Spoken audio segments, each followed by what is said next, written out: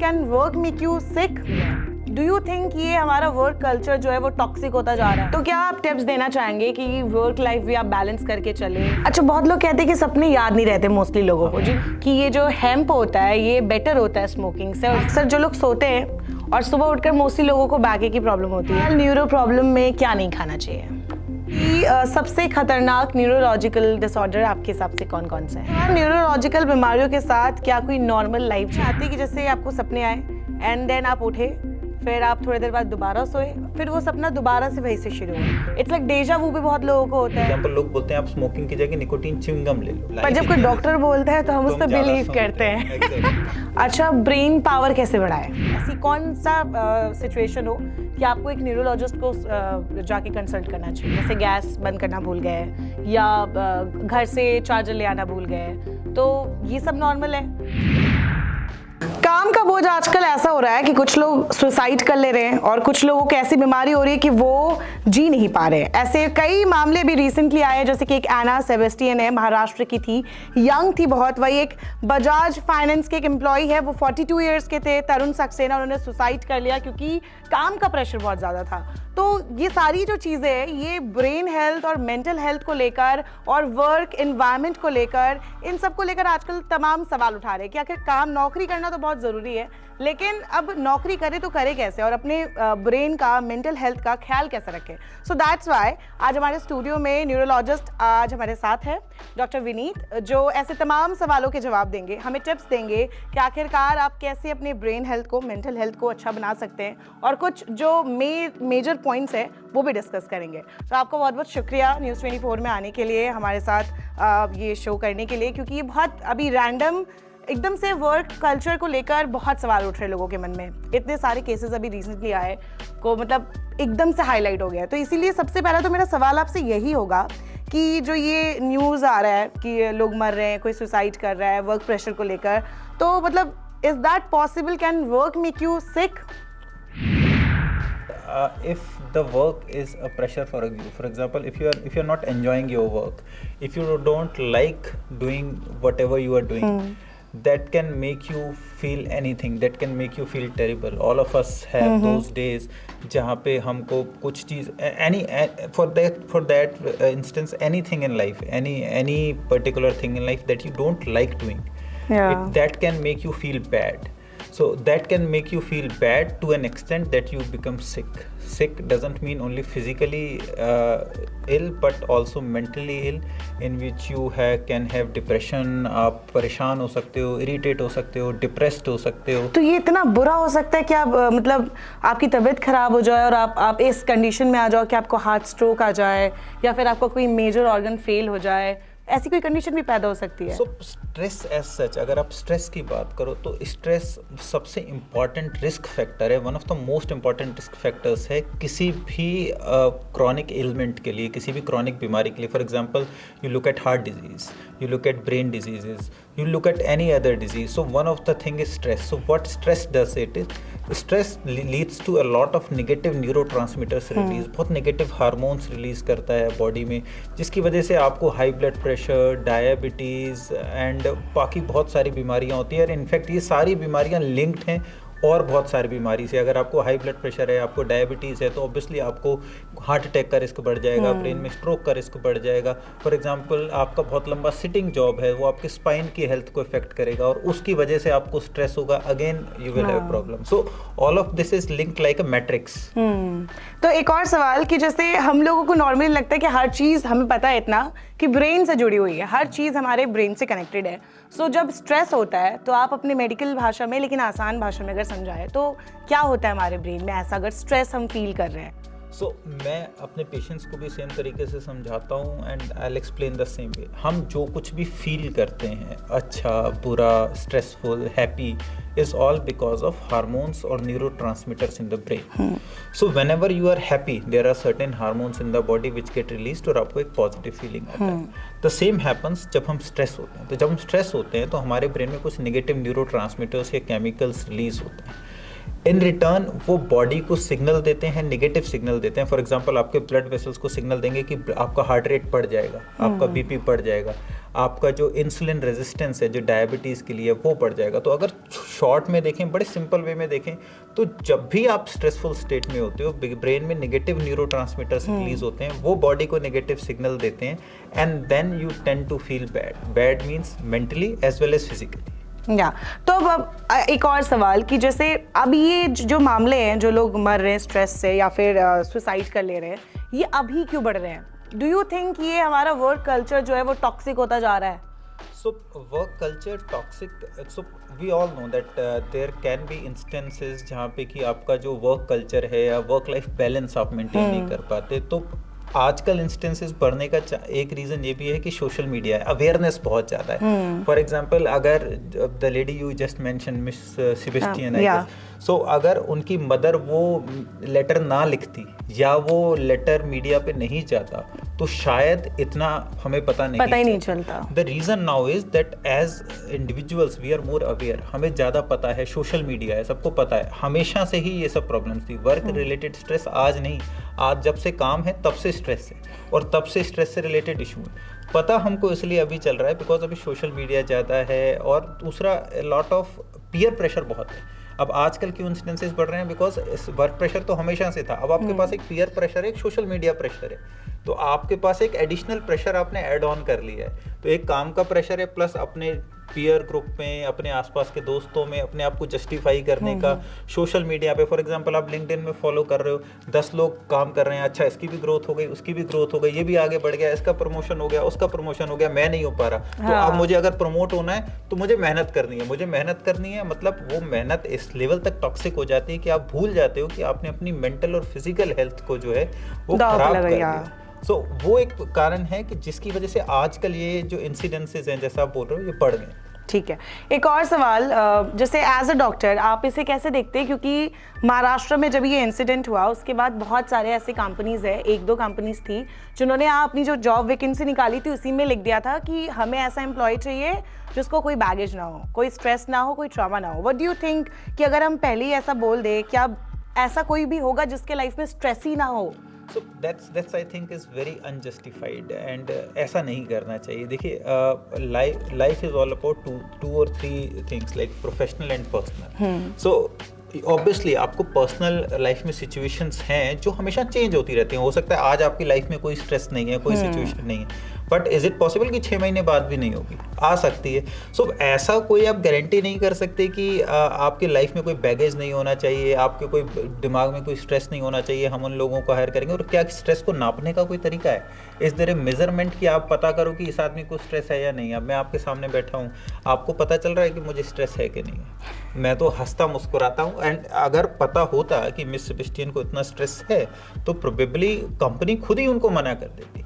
तो ऐसा कोई ज़रूरी नहीं कि आपके पास कोई पैरामीटर नहीं है स्ट्रेस नापने का, और स्ट्रेस आज नहीं है कल हो सकता है। द थिंग इज़ कि हमको ये देखना है कि जब भी आप कोई काम के लिए, किसी जॉब के लिए, किसी इंडिविजुअल को हायर करते हैं तो उस इंडिविजुअल की आपको ट्रेनिंग भी उस जॉब की देनी चाहिए। उसको बताना चाहिए कि ये एक चीज़ है जिससे इस जॉब में ये स्ट्रेसफुल सिचुएशन हो सकती है। But at the same point of time individuals की भी रिस्पॉन्सिबिलिटी है कि वो अपने पर्सनल प्रोफेशनल लाइफ को बैलेंस करने की कोशिश करें। प्रॉब्लम ये है कि हम ज़्यादा अपने प्रोफेशनल लाइफ पे फोकस करने लगे हैं। जो हमारे लाइफ के बेसिक्स हैं, तो पुराने टाइम में क्या था, बेसिक्स थे जो बड़े सॉर्टेड थे, रोटी कपड़ा और मकान, फैमिली के साथ आ रहे हैं, बैठे हैं। अब जो उसका अपर लेवल है ना सेटिस्फेक्शन का, वो डिसाइड ही नहीं हो पा रहा।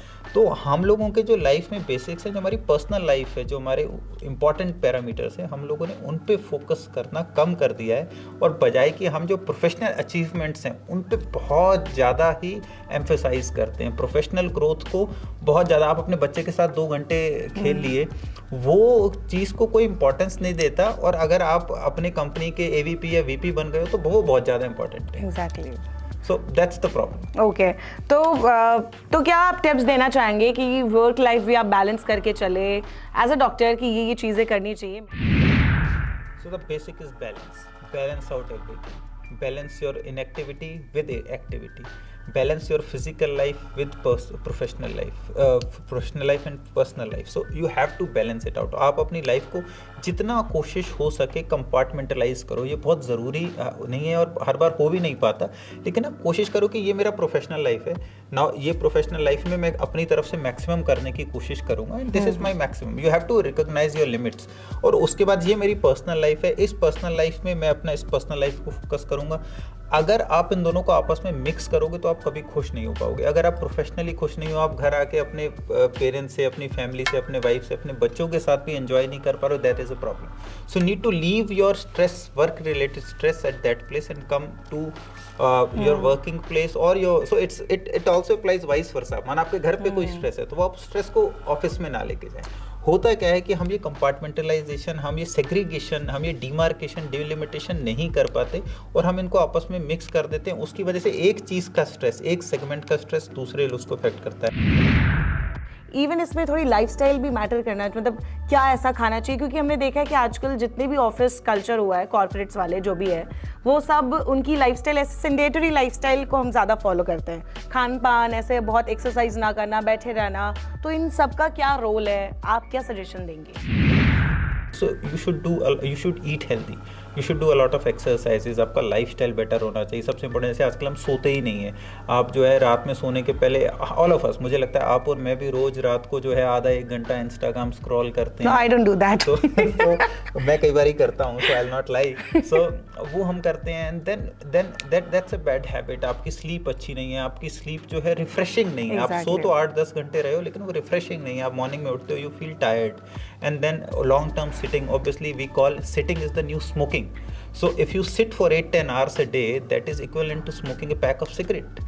सो यू कैन इमेजिन, हम कहते हैं स्मोकिंग इतना बुरा है लेकिन हम बैठ के तो काम कर रहे हैं. बहुत सारे ऑफिसेज में आजकल चेंज हो रहा है जिसमें लोग कहते हैं कि आप थोड़ा सा बैठ रहे हैं, आप खड़े होकर, डेस्क जॉब जो है वो खड़े होकर भी कर सकते हो. You can work on your computer while standing as well. And there has to be some modes of entertainment in the offices. हमारे हॉस्पिटल्स में तो अनफॉर्चुनेटली नहीं होता है, लेकिन आप लोगों के ऑफिसेज में या जनरल ऑफिसेज में हो सकता है. You can activities, you can play tennis and then you can go out and more over healthy relationship with your colleagues as well. If some of your colleague is not feeling well, ऐसा नहीं हो सकता कि अगर Miss Sebastian she was not feeling well, किसी को ऐसा तो होगा, किसी को पता होगा. But as humans we also have to be sensitive towards that individual. कि चला यार एक चाय पी के आते हैं, बात करते हैं बैठ के, कोई टेंशन नहीं है, मैं तेरे साथ हूँ, तुझे ये प्रॉब्लम हो रही है, मैं तेरा साथ दूंगा. वो वाला भी एंगल बहुत मिसिंग हो गया है. जो ह्यूमन एंगल है ना चीज़ों को देखने का. We all are busy in our life. एकदम. और हम लोग इतना फोकस हो गए ना अपने टारगेट्स पे, अपने गोल्स पे. अच्छा ये टारगेट अचीव कर लिया, अब ये टारगेट मिल गया, अब ये टारगेट मिल गया.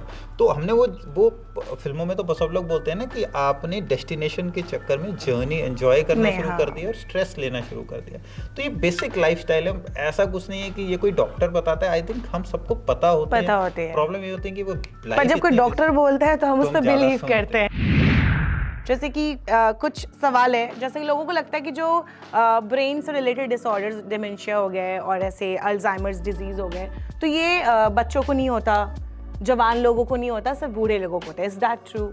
Yeah, mostly. So डिमेंशिया का जो मोस्ट कॉमन टाइप है that is Alzheimer's. So Alzheimer's जो है वो एज रिलेटेड डिसऑर्डर है, एक न्यूरोडिजेनरेटिव डिसऑर्डर है. इसका मतलब है जैसे जैसे हमारी एज बढ़ती है हमारा ब्रेन श्रिंक करता है.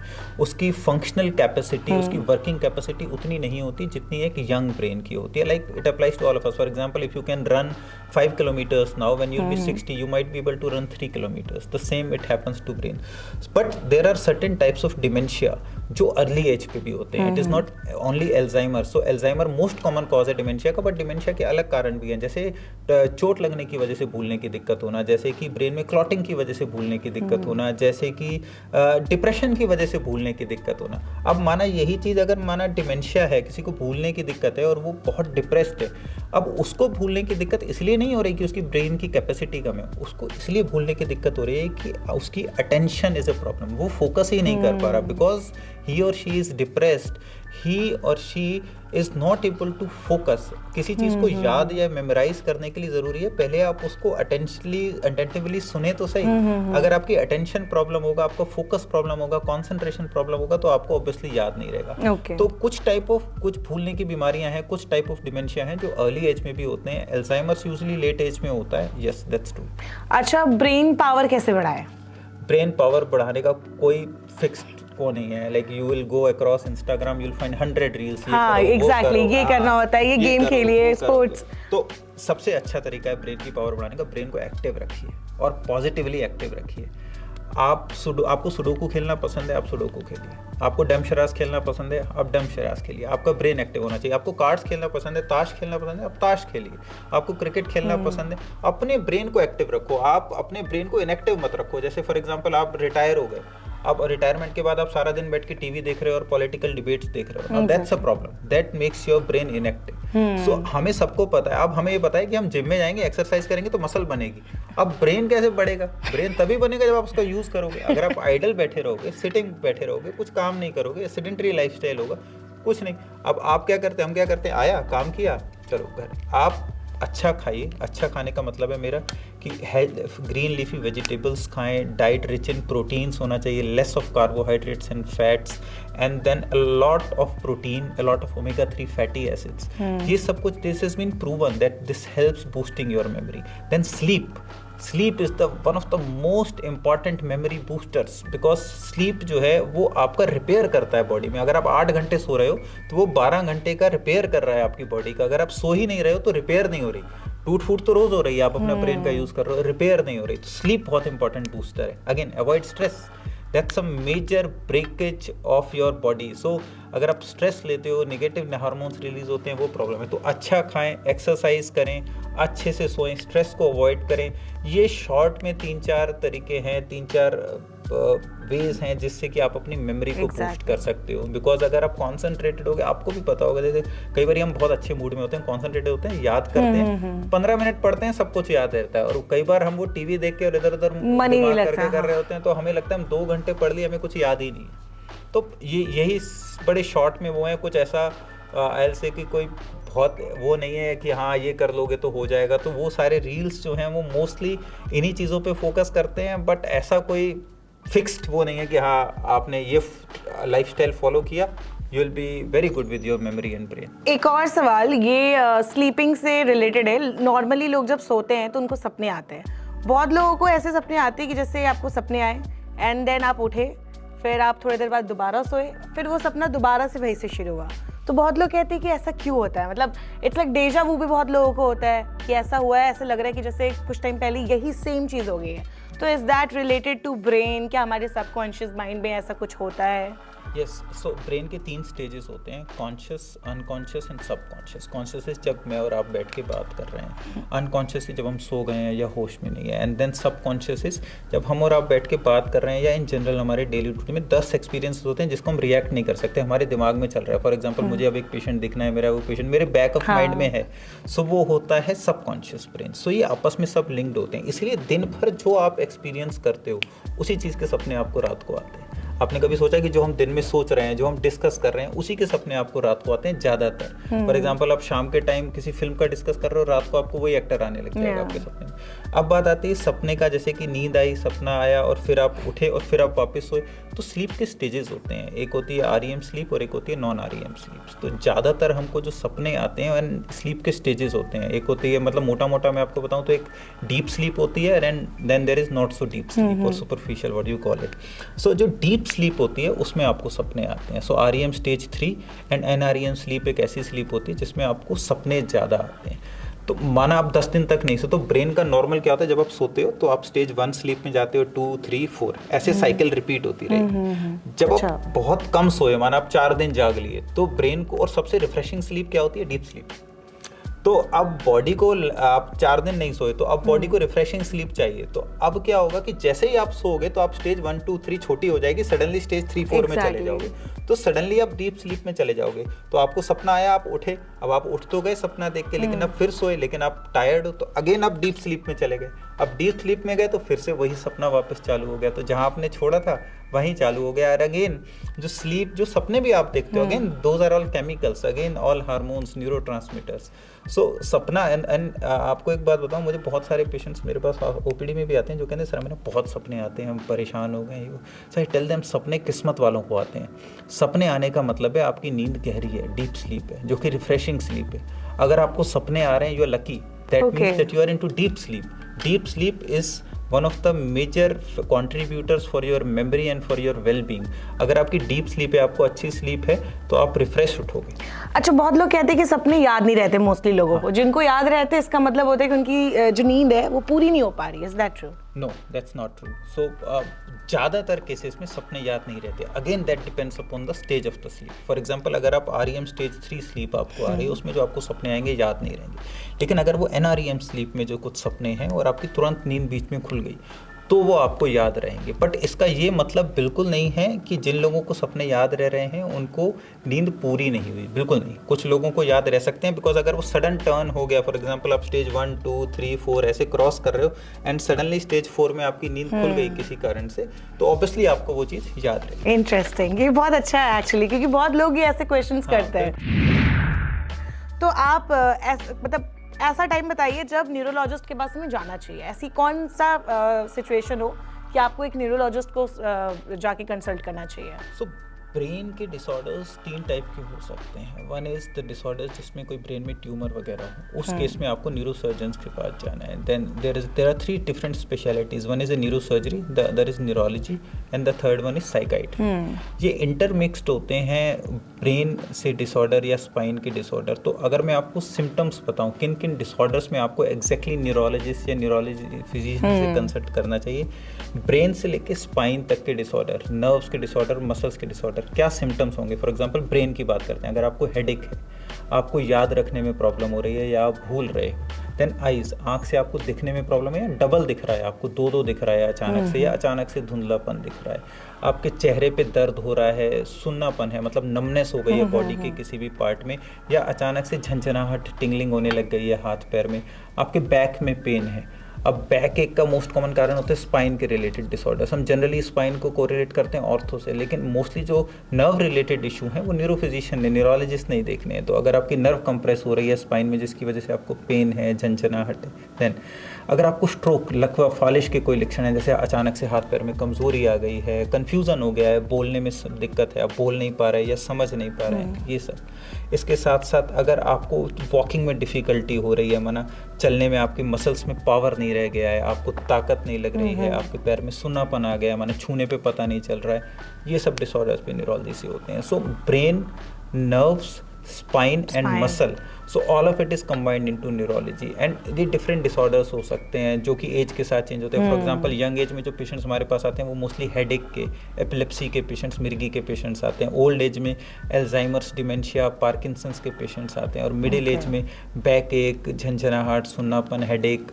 आँखों की प्रॉब्लम, इस सारे पेशेंट्स आते हैं। तो अगर आपको इनमें से कोई भी प्रॉब्लम है then you should know that neurologist is your doctor. Okay, thank you so much. एक और, क्योंकि आपने बैके की बात की, तो अक्सर जो लोग सोते हैं और सुबह उठकर मोस्टली लोगों को बैके की प्रॉब्लम होती है, पीठ में दर्द, और वो सही हो जाता है 1-2 घंटे बाद, तो क्या उनको भी न्यूरोलॉजिस्ट के पास जाना चाहिए? बिल्कुल। बैक एक के सबसे इंपॉर्टेंट रीजन जो बैक एक का होता है वो the posture. If you don't, so human spine is not made to sit, human spine is made to stand. So भगवान ने जो हमारा, अब मैं आपको एक बड़ा अच्छा डेटा बताता हूँ। अगर आपका स्पाइन का, अगर आप इरेक्ट स्पाइन है आपका और उसमें अगर वेट इस समय स्पाइन पे 1 kg पड़ रहा है, तो अगर आप उसको बेंड करते हो तो with every 30 degree bend that will increase by 1.5 times. So अगर ये 1 किलो ऐसा है तो आपने 30 डिग्री बेंड किया तो वो 1.5 किलो हो गया। आपने 60 डिग्री बेंड किया तो now the body will take this 1 kg as 2 kgs। So एक तो आप अपना स्पाइन का पोस्चर ठीक रखें, लॉन्ग टर्म के लिए बैठना अवॉइड करें, जितना हो सके स्पाइन को एक्टिव, मोबाइल रखें। तो जो हम बोलते हैं ना कि बेसिक, आप जैसे चेयर पे बैठे हो, आपको 15 मिनट, आधा घंटा हो गया, just stand up, do a bit of stretching, just move around the table and sit back. Now जैसे आपने बताया सुबह उठ के जो दर्द होता है, वो मोस्टली क्या होता है कि आप पोस्चर की वजह से आपके जो मसल्स होते हैं वो स्पाज्म हो जाता है, उनमें टाइटनेस आ जाती है। क्यों? क्योंकि जो मसल्स हैं वो रियलाइज़ करती हैं कि इनके स्पाइन जो है वो ख़राब हो रहा है, वो आसपास के नर्व्स को दबा रहा है, और वो उसको ना दबाए, इसकी वजह से मसल टाइट हो जाती है। ओके, तो उस वजह से आपको पेन होता है। देन जब आप सो रहे हो तो सोते टाइम आपका पोस्चर क्या रहा है, आप किस तरीके के, जैसे स्प्रिंग वाले मैट्रेस पे अगर आप सोते हो तो आपको बैक एक होने के ज़्यादा चांसेस, ज़्यादातर होटल्स में होता है। हाँ। तो जो आपके घर के नॉर्मल मैट्रेस हैं that is fine. Early morning back ache can also be sign of some rheumatological disorders, जैसे कि एंकाइलोजिंग स्पॉन्डिलाइटिस, जिसमें आपके स्पाइन में या नर्व में डीजनरेशन या सूजन आ जाती है। Okay. तो अगर आपको ऐसा होता है you should definitely consult A neurologist. Okay, thank you so much. एक और सवाल, क्योंकि आपने भूलने की बातें कही थी मेमोरी से रिलेटेड, तो अक्सर हम देखते हैं कि नॉर्मल चीज़ें हम भूल जाते हैं, जैसे गैस बंद करना भूल गए या घर से चार्जर ले आना भूल गए, तो ये सब नॉर्मल है, लेकिन कब समझेंगे कि चीज़ें खराब हो रही है? जैसे मुझे 10th का सिलेबस याद नहीं होगा। That's fine, so that is fine. See भूलना एक्चुअली अगर आप मुझसे पूछो तो मुझे लोग आके कहते हैं कि हम भूल जाते हैं, तो मैं उनसे कहता हूँ कि भूलना एक्चुअली एक वरदान है, it's a blessing. So for example let me ask you one thing, अगर आपके दिमाग में जो भी आपके साथ अच्छा बुरा सब हुआ पिछले 10 दिन में, अगर आपको सब कुछ याद रहेगा, will you be able to cope up? No. कितनी खराब इंस्टेंसेस हमारे लाइफ में होते हैं। माना मैं किसी कार पे जा रहा था, मेरा टायर पंचर हो गया, मेरा दिन खराब हो गया, अब I have to move on. So forgetting something is very important. Brain को ऐसा प्रोग्राम किया गया है कि जो चीज़ें आपके लिए ज़रूरी नहीं है वो ब्रेन धीरे धीरे फिल्टर आउट कर देता है, और जो चीज़ इंपॉर्टेंट है आप याद करते हो। कब ऐसा समझना चाहिए कि ये भूलना जो है एक प्रॉब्लम है? जब वो आपकी एक्टिविटीज़ ऑफ डेली लिविंग को इफेक्ट करने लगे। एक्टिविटीज़ ऑफ डेली लिविंग क्या है? खाना पीना, घूमने जाना। फॉर एग्जांपल आप जा रहे हो, आप रास्ता भूल गए, आपने सुबह क्या खाया आपको याद नहीं है, आपके जो टेलीफोनिक कन्वर्सेशंस थे, आपको किसी ने का फ़ोन करना है और आप तुरंत भूल गए, तो ये जो आपके बैंक अकाउंट डिटेल्स हैं वो आप भूलते जा रहे हो, आपको पता नहीं, आप कैलकुलेशंस नहीं कर पा रहे हो। आपकी डेली रूटीन को जब फॉरगेटफुलनेस इफेक्ट करने लग जाए, then it is a cause of concern and then you should definitely consult a neurophysician. Okay, एक और सवाल, न्यूरो प्रॉब्लम में क्या नहीं खाना चाहिए? फॉर एग्जांपल अगर आप अलग अलग डिजीज़ का अलग अलग है, बट फॉर एग्जांपल अगर आपको स्ट्रोक है और वो उसका risk factor diabetes, high blood pressure है, तो ऑब्वियसली आपको मीठा नहीं खाना चाहिए, फ्राइड फूड कम खाना चाहिए, ऑयली फूड कम खाना चाहिए। एंड देन इन जनरल जो डाइट रिक्वायरमेंट्स हैं वो सारी डिजीज़ में सेम होते हैं। So healthy diet is healthy for every organ of the body, that is not specific to brain, heart, lung. For example अगर आप अच्छा डाइट लेते हो which is rich in protein, less of carbs and fats, has a lot of vegetables and fruits and avoidance of high calorie food and fast food, obviously that will benefit all your organs. It's not related to your heart or brain, because जो भी आप खा रहे हो वो intestine में जाके blood के थ्रू पूरी बॉडी में जा रहा है। ओके, एक और सवाल, न्यूरोलॉजिकल बीमारियों के साथ क्या कोई नॉर्मल लाइफ जी सकता है? बिल्कुल, बहुत सारे। फॉर एग्जांपल आपने बोला माइग्रेन, आप माइग्रेन का ट्रीटमेंट करो, you can lead an absolutely normal life. किसी को एपिलेप्सी है, मिर्गी की परेशानी है, वो दवाई खाता रहेगा, उसको सीजर्स नहीं आएंगे। देन किसी को स्ट्रोक है, अगर वो टाइमली ट्रीटमेंट लेता है बी फाइन। किसी को पार्किंसंस डिजीज है, आप मेडिकली या with the help of deep brain stimulation उसको ट्रीट करें and they can do absolutely fine. So neurology से रिलेटेड बीमारियों का मतलब ये बिल्कुल नहीं है कि आप एक नॉर्मल लाइफ नहीं जी सकते। न्यूरोलॉजी से रिलेटेड बीमारी का अगर आप सही ट्रीटमेंट कराते हो तो obviously you can live an absolutely normal life with proper treatment. Okay, एक और सवाल कि सबसे खतरनाक न्यूरोलॉजिकल डिसऑर्डर आपके हिसाब से कौन कौन से हैं? मेरे हिसाब से सबसे इंपॉर्टेंट आता है स्ट्रोक, बिकॉज स्ट्रोक, लकवा, फालिश जो है that is the most important cause of disability in the world. So it makes you disabled, it doesn't kill you eventually, but stroke, then epilepsy. The third one is Parkinson's disease, then probably headache. These are the most common problems of neurology, and then spine related issues. Okay. कि हमारे India में यही problem होती है कि हम हमेशा तब जाते हैं डॉक्टर के पास जब चीज़ें सबसे ज़्यादा खराब स्टेज पे पहुंच जाए। मैं आपको बड़ा एग्जांपल देता हूँ कॉमन। ये माइंडसेट सिर्फ हेल्थ के लिए नहीं है, ये माइंडसेट हर चीज़ के लिए। आपको पता है आपकी गाड़ी के टायर जो हैं 10,000 किलोमीटर या 20,000 किलोमीटर के बाद चेंज होना है, लेकिन जब तक वो पंचर नहीं हो जाएगा, जब तक वो फट नहीं जाएगा, आप जाओगे नहीं। सो ऐसे ही बॉडी होती है, तो बॉडी आपको बहुत वार्निंग साइंस देती है। ऐसा कभी नहीं होता कि आपको वार्निंग साइन ना आए। बॉडी आपको वार्निंग साइन देती है, आप इग्नोर करते रहते हो। फोकस होता है आपका ट्रीटमेंट की तरफ, ना कि प्रिवेंशन की तरफ। जैसा आप समझो कि अगर कोई रोज़ 8 से 10 घंटे बैठ रहा है तो उसको 10-15 साल में स्पाइन रिलेटेड इश्यूज होंगे ही होंगे। And it is no brainer, and this is scientifically proven, everybody knows it, but the problem is that we don't realise it, we don't want to prevent it. So जो आपका spine health है, अगर आपको prevent करना है तो obviously आपको ज़्यादा देर तक नहीं बैठना। The same applies to your brain. For example, if you are not eating healthy, if you have diabetes, high blood pressure, if you are taking lot of stress, that is going to affect your brain negatively. So brain health means in general brain health, it can be depression, it can be some other issues such as stroke, it can be some many other issues. So आपको prevention की तरफ ध्यान देना है, which is important because treatment obviously जब treatment के time पे तो ऑलरेडी चीज़ खराब हो चुकी है, आप रिपेयर कर रहे हो and repaired thing is never as good as the original one. Okay, एक और सवाल, ये आखिरी सवाल है मेरा, कि जो स्मोकिंग और अल्कोहल ये आजकल लाइफस्टाइल बन गए लोगों की, एंड क्या ये भी ब्रेन हेल्थ के लिए बहुत मेजर एक प्रॉब्लम है? I'll say lifestyle नहीं है, status symbol बन गया। Yeah, exactly. This has become something like iPhone. So if you don't drink or smoke, you are not accepted in some society. Yeah, exactly. Which is a problem. So obviously it affects. So nicotine and its harmful effects are known to affect the brain. So for example, alcohol. Alcohol is an inhibitory molecule. तो ये आपके brain को inhibit करके रखता है। तो जो आपकी फंक्शनल कैपेसिटी है, जो आप माना फॉर एग्जांपल ब्रेन में दोनों केमिकल्स हो रहे हैं, एक पॉजिटिव जो सिग्नल बढ़ाते हैं और नेगेटिव जो कम करते हैं। नॉर्मली बैलेंस में रहते हैं, हमें भागना है पॉजिटिव चाहिए, रुकना है नेगेटिव चाहिए, जागना है पॉजिटिव चाहिए, सोना है नेगेटिव चाहिए। तो alcohol is a negative molecule. तो वो क्या करता है, जो केमिकल बैलेंस हमारी बॉडी ने मेंटेन कर रखा है उसको इम्बैलेंस कर देता है, आपको कंसिस्टेंट एक नेगेटिव स्टेट में डाल के रखा हुआ है उसने। जब आप अल्कोहल पीना बंद करोगे तो अचानक you will become hyper active. तो आप उन लोगों को सडनली एकदम दे बिकम इंटॉलरेंट, सडनली पसीना आएगा, घबराहट आएगा, शराब नहीं मिलेगी तो विड्रॉल सिंड्रोम आने लग जाएगा। एंड जब वो पी रहे हैं तो वो आपको लग रहा है वो नॉर्मल है, लेकिन उनका ब्रेन एक इनहिबिटेड स्टेट में है permanent. The same applies to smoking. Nicotine जो है धीरे धीरे आपके जो ब्लड वेसल्स हैं उनको इफेक्ट करता है, ब्रेन के न्यूरोट्रांसमीटर्स के साथ प्रॉब्लम करता है। It's a negative hormone in general. तो वो आपकी मेंटल हेल्थ को with regards to forgetfulness, headaches, इन सब में, फॉर एग्जांपल किसी को माइग्रेन है, स्मोकिंग करेगा हेडेक हो जाएगा। किसी को स्ट्रोक रिलेटेड फैक्टर्स हैं, हाई ब्लड प्रेशर है, डायबिटीज है, उसको ज़्यादा होगा। Then Parkinson's, Alzheimer's, these disease have been found to get affected by smoking. So obviously and too much of caffeine, for example हम कॉफ़ी इज ए कल्चर, हम बहुत coffee पीने लग गए हैं, तो चाय बहुत पीते हैं, स्पेशली जब हम रात में नाइट शिफ्ट्स कर रहे हैं, that also affects your brain negatively. Okay, तो एक और चीज़, जैसे बहुत लोग कहते हैं स्पेशली जो जेनजी वर्ल्ड है कि ये जो हेम्प होता है ये बेटर होता है स्मोकिंग से, और इससे हमारे बल्कि जो ब्रेन हेल्थ है वो बेटर ही होता है। What do you think?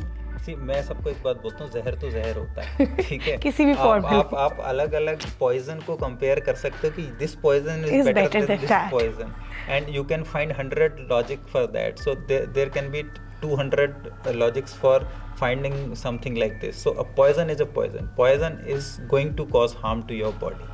A bit less, a bit more. But in general, this again is a misconception. Hemp is not at all better than smoking. तो जब आप स्मोक करते हो तो निकोटीन जाता है।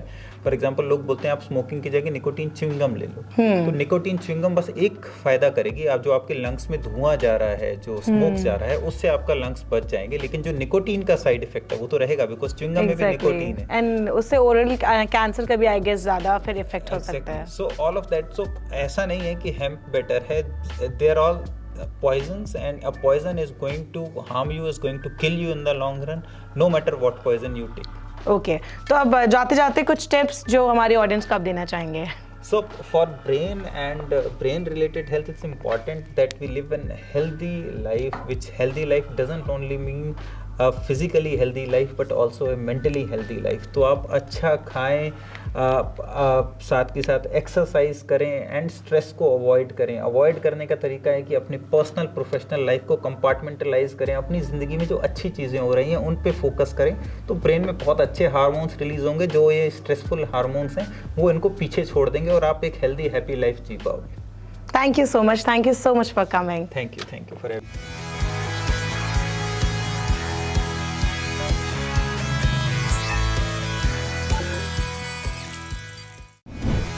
इस शो का बस एक ही मकसद है, break the taboo and make you aware. इसलिए अगर आपको हमारा ये वीडियो अच्छा लगा हो तो इसे लाइक करें, और अगर आपके मन में कोई भी सवाल है तो हमारी मेल ID n24such@gmail.com पर सेंड करें।